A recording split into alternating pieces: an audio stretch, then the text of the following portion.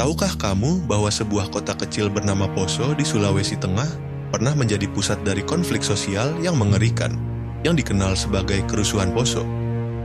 Tragedi ini tak hanya meninggalkan luka fisik, tetapi juga trauma kolektif yang membekas dalam ingatan bangsa.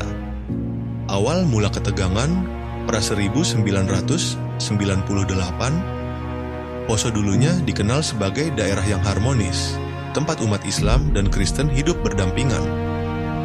Namun, di balik permukaan, ada ketimpangan sosial dan ekonomi yang terus mengendap.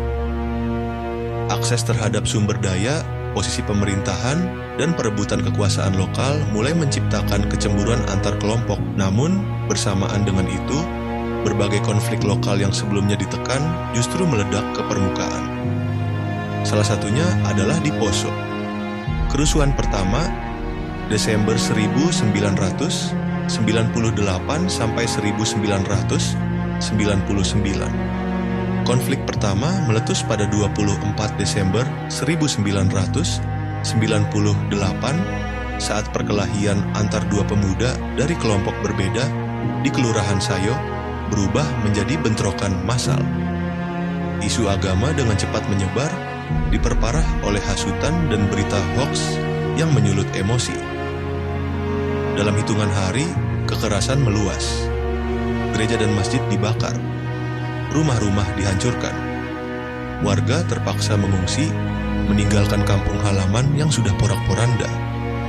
Konflik kerusuhan kedua, April-Juni 2000. Situasi sempat mereda, namun hanya sementara. Pada April 2000, kerusuhan kembali meletus.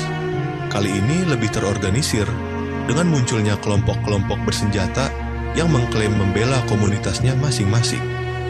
Desa-desa diserang secara sistematis. Banyak warga disiksa atau dibunuh hanya karena identitas agamanya. Beberapa laporan bahkan menyebut adanya keterlibatan pihak luar dan senjata dari luar daerah.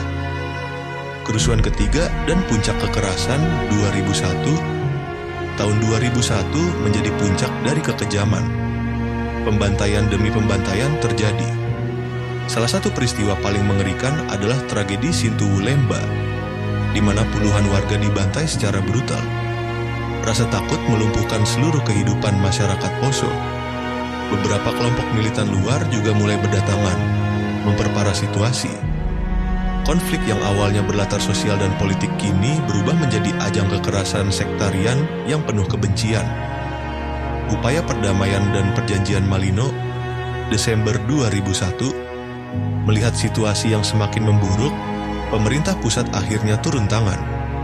Pada 20 Desember 2001, difasilitasi oleh Menko Polhukam saat itu, Susilo Bambang Yudhoyono, digelar deklarasi Malino di Sulawesi Selatan. Dalam pertemuan itu, perwakilan umat Islam dan Kristen dari Poso duduk bersama.